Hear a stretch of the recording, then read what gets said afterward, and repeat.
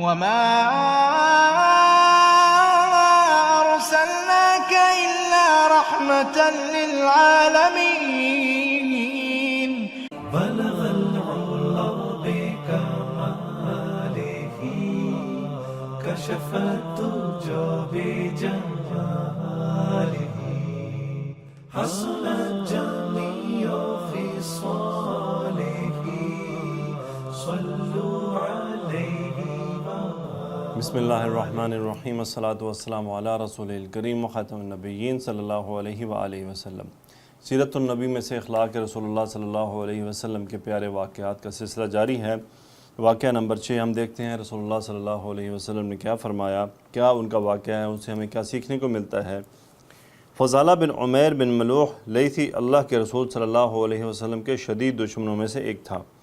جب آپ صلی اللہ علیہ وسلم فتح مکہ مکرمہ کے موقع پر مکہ مکرمہ میں مقیم تھے تو فضالہ نے بظاہر اسلام قبول کر لیا، مگر یہ شخص دل میں اللہ کے رسول صلی اللہ علیہ وسلم کے ساتھ شدید بغض اور عناد رکھتا تھا.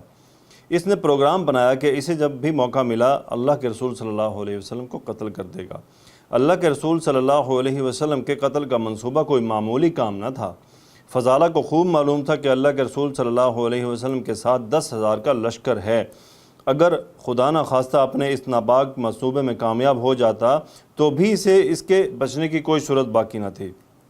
اسے فوراً ہی گرفتار کر کے قتل کر دیا جائے گا.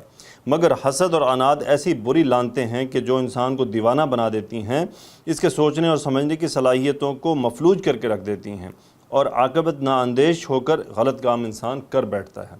فضالہ نے سوچا کہ اگر اس کے ناپاک عزائم کی تکمیل کے بعد اسے قتل بھی کر دیا جائے تو کوئی حرج نہیں، مگر اس منصوبے پر عمل ضرور ہونا چاہیے.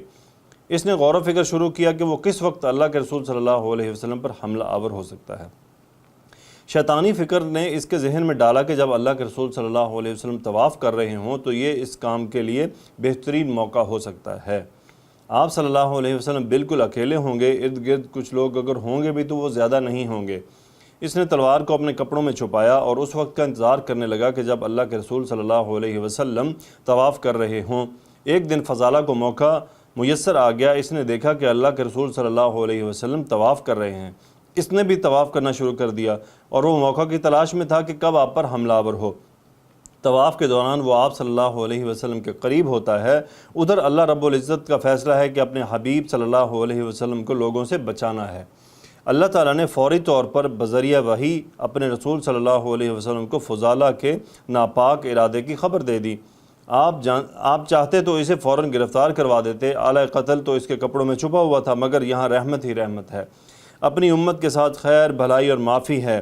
فضالہ قریب سے گزر رہا ہے تو اللہ کے رسول صلی اللہ علیہ وسلم نے اسے مخاطب کیا اور فرمایا، افضالہ تو، کیا تم فضالہ ہو؟ کہنے لگا اللہ کے رسول، ہاں میں فضالہ ہوں. آپ نے صرف اتنا فرمایا، ماذا كنت تحدث به نفسك، تم اپنے آپ سے کیا کہہ رہے تھے، کیا سوچ رہے تھے؟ فضالہ کہنے لگا، کچھ نہیں، میں تو اللہ کا ذکر کر رہا تھا. اللہ کے رسول صلی اللہ علیہ وسلم فضالہ کی بات سن کر ہنس پڑتے ہیں اور فرمایا، استغفر اللہ، فضالہ اللہ سے استغفار کرو، اور ساتھ ہی اپنا دست مبارک اس کے سینے پر رکھ دیا. فضالہ کا دل پرسکون اور سازشی خیالات سے پاک ہو گیا. اللہ اکبر! اس سے بڑا خوش قسمت کون ہو سکتا ہے جس کے سینے پر اللہ کے رسول صلی اللہ علیہ وسلم اپنا دست شفقت رکھ دیں. فضالہ کی کایا پلٹ گئی. آپ صلی اللہ علیہ وسلم کے قتل کے منصوبے بنانے والا، اپنے دل میں بغض و عناد رکھنے والا فضالہ کہتا ہے، ادھر آپ صلی اللہ علیہ وسلم اپنا دست شفقت میرے سینے پر رکھا، ادھر میرے دل کی کیفیت یکسر بدل گئی. آئیے آپ اسی کے الفاظ میں پڑھتے ہیں، اللہ کی قسم، آپ صلی اللہ علیہ وسلم نے اپنا دست مبارک میرے سینے سے اٹھایا ہی تھا کہ اللہ تعالیٰ کی ساری مخلوق میں میرے لیے آپ صلی اللہ علیہ وسلم سے زیادہ محبوب کوئی نہ رہا.